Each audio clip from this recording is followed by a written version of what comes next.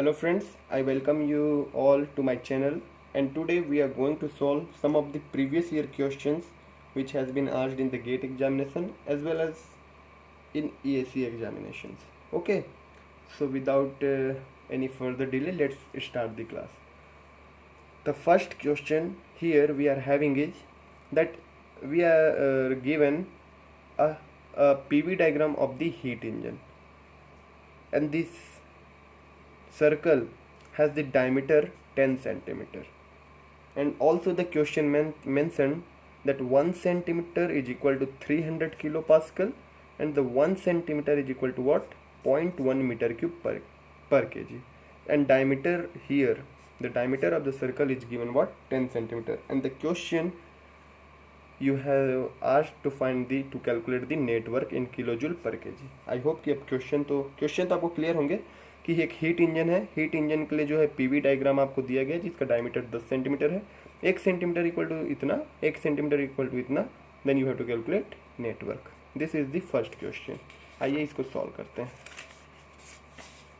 Okay, let's solve this very first question. Solve करके देखते हैं, है ना. तो हमको पता है भाई कि नेटवर्क क्या होता है. 1 minute.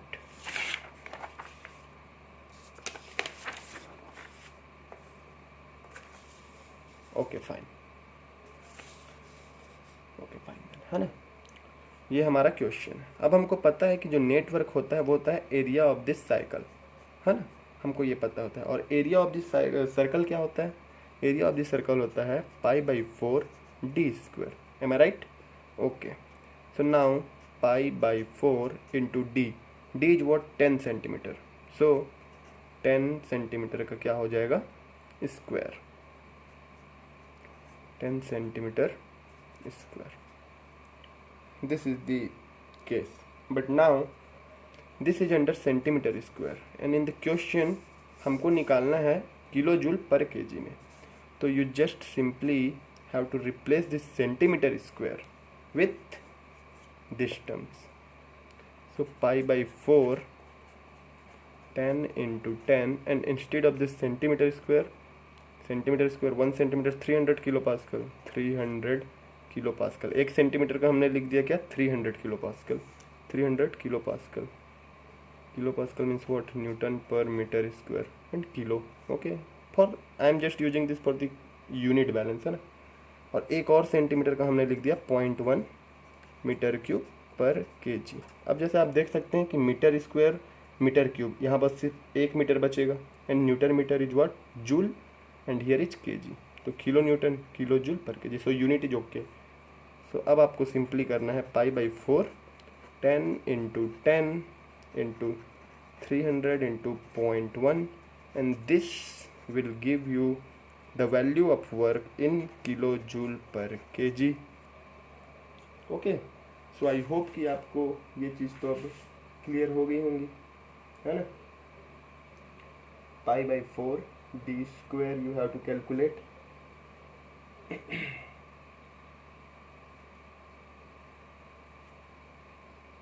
This is the. So I hope guys कि ये क्वेश्चन बहुत ही सिंपल था. आपको समझ में आया होगा कि भाई हमको वर्क कैलकुलेट करना है. तो वर्क जो होता है एरिया ऑफ द साइकिल होता है. एरिया किसी सर्कल का होता है π/4 d स्क्वायर. यहाँ हमने किया π/4, d का वैल्यू है 10 तो उसका स्क्वायर किया. लेकिन अब यह जो है सेंटीमीटर स्क्वायर में है और हमको पूछा गया है किलो जूल पर केजी में. तो किलो 1 सेंटीमीटर के यहाँ पर हमने लिख दिया 300 किलो पास्कल. 1 सेंटीमीटर में लिख दिया 0.1 मीटर क्यूब पर केजी. यूनिट बैलेंस भी करके हम लोगों ने चेक कर लिया. ये जो आंसर आया ये आ जाएगा किलो जूल पर केजी में.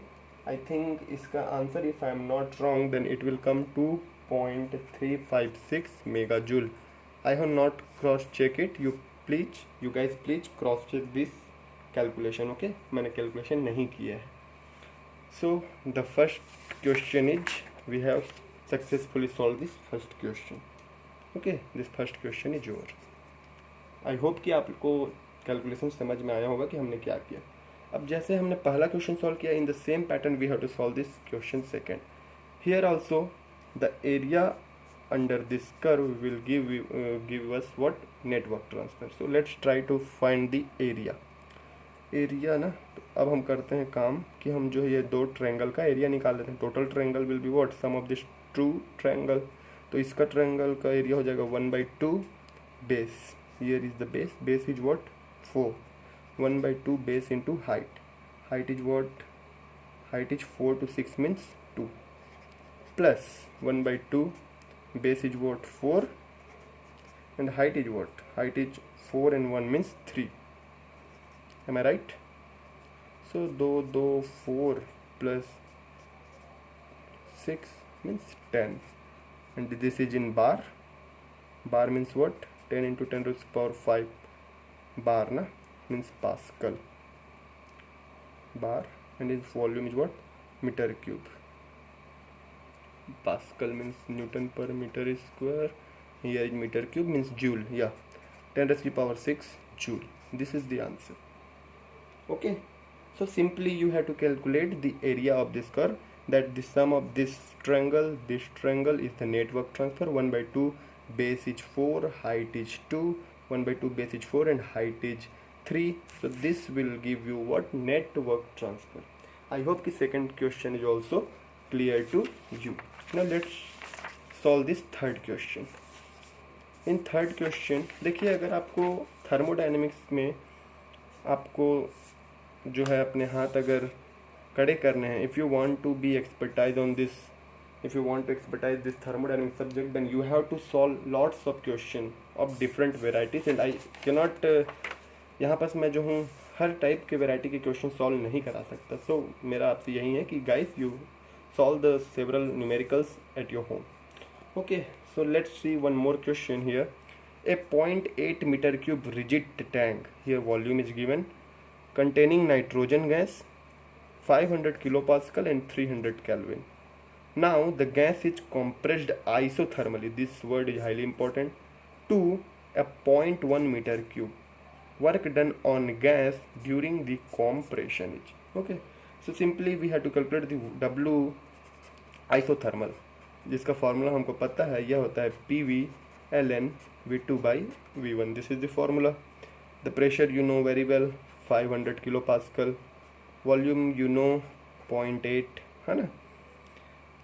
ln what is V2 0.1 and what is V1 0.8. so while solving this you will get the answer of your work, isothermal work. This you will get in negative.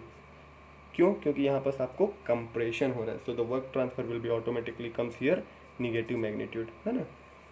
Okay, so third question is also very easy. Now let's see the fourth question. This fourth question is a type of question which is I think important for some concept building question. Means this type of question is frequently asked in the GATE examination sometimes. Okay, so let's see, let's try to see this type of question. A spherical balloon of 1 meter dia contains gas at 100 kilopascal. A spherical balloon of 1 meter dia contains gas at 100 kilopascal. Gas inside balloon is heated until the pressure reaches 350 kilopascal. Okay, so and during heating pressure of gas is proportional to square of the diameter. Oh. Okay, so let's see question number third I think, है ना. एक spherical balloon है, आप ये question देख लीजिए. Here you see there is a spherical balloon of 1 meter diameter. एक spherical balloon है जिसका डाया है 1 मीटर है. इसमें कुछ गैसेस भरी पड़ी. ओके, एंड अभी यह जो है किसमें है, इनिशियल प्रेशर है इसका 100 किलो पास्कल. 100 किलो पास्कल है. अब इसको हमने हीट किया तब तक जब तक इसका प्रेशर जो है 100 किलो पास्कल से 350 किलो पास्कल नहीं पहुंच जाता है. Okay, so initial pressure and final pressure is given, and now during the heating pressure of the gas is directly proportional to square of the diameter. This is also given. Now find the work done by the gas. अब भाई यहाँ पास ना हमको कोई constant volume process है, constant pressure process है, ये process हमको नहीं मेंशन है ना, हमको बस यह पता है भाई कि ये जो है एक क्लोज सिस्टम है ना, हमको ये पता है कि हमारा जो सिस्टम है वो क्लोज है। तो चलिए सॉल्व करते हैं।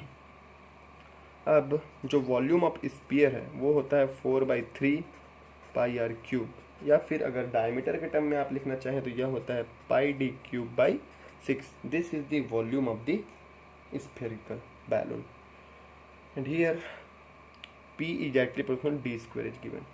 If pressure is 100, okay, then initial pressure is 100 at that time, dia is what, 1 meter square, and when the pressure is 350 at that time, what will be D2, we don't know. So just first find out the D2. इस equation से P directly proportional D square से हम लोग D2 find out करते हैं भाई कि P2 divided by P1 equal to D2 divided by D1 का होल स्क्वायर है ना। तो ये गया। अब यहाँ बस हम जो है हमारा जो D1 है ये है हमारा 1 मीटर, और अगर आप इसको सब्स्टिट्यूट करेंगे तो if I am not wrong it will comes out to be 1.87 metre. ये आपने समझ लिया होगा, ये आपने समझा होगा कि हमने D2 कैसे कैलकुलेट किया। भाई दिया है कि P is directly proportional to D square, तो जब 100 के किलो पास्कल है तो हमारा D1 है, तो और जब 350 होगा तब कितना होगा, इसके लिए हमने ये जो है इस इक्वेशन को सॉल्व करके हमने D2 कैलकुलेट कर लिया। तो this is the first step, we have calculated the value of D2, the very first process. Now अब हमको पता है कि वर्क डन जो होता है वो होता है इंटीग्रेशन ऑफ PdV है ना, और जो वॉल्यूम ऑफ द स्फीयर होता है वो होता है हमारा पाई डी क्यूब बाई 6। तो एक काम करते हैं, हम जो यह dV टर्म है इसे हम डाया के टर्म में ले आते हैं। सो dV will be what, pi by 6 nx n-1।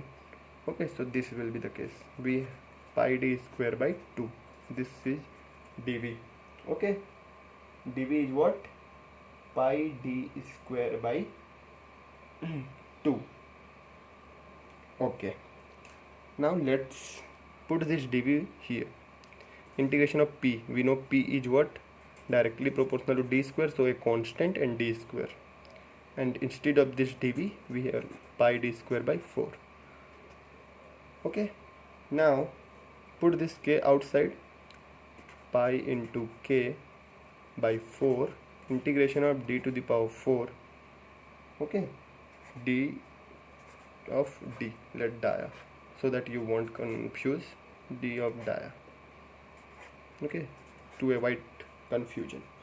now when you integrate it, and we know that our dia varies from where to where, 1 to 1.87, so now we, while solving this integration, we will get the answer 687 kilojoule.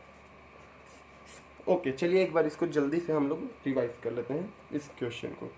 Okay, I know कि इसमें थोड़े से आपको confusion होंगे, तो अभी हम लोग क्लियर कर लेते हैं। देखिए हमको प्रेशर और इसका दिया है, तो हम यहाँ पर एक कांस्टेंट लगा सकते हैं P इक्वल टू के डी स्क्वायर। अब हमको इनिशियल डाया पता है, इनिशियल प्रेशर पता है, फाइनल प्रेशर पता है, हमको फाइनल डाया निकालना है। So by this equation we easily calculate the dia 2। ये तो यहाँ तक तो हमको पता चल गया। अब जो वॉल्यूम होता है वो होता है pi D cube by 6, differentiate करेंगे तो D V equal to pi by 6, और यहाँ पर हो जाएगा ये 3d square D of D, है ना, means this will is D we.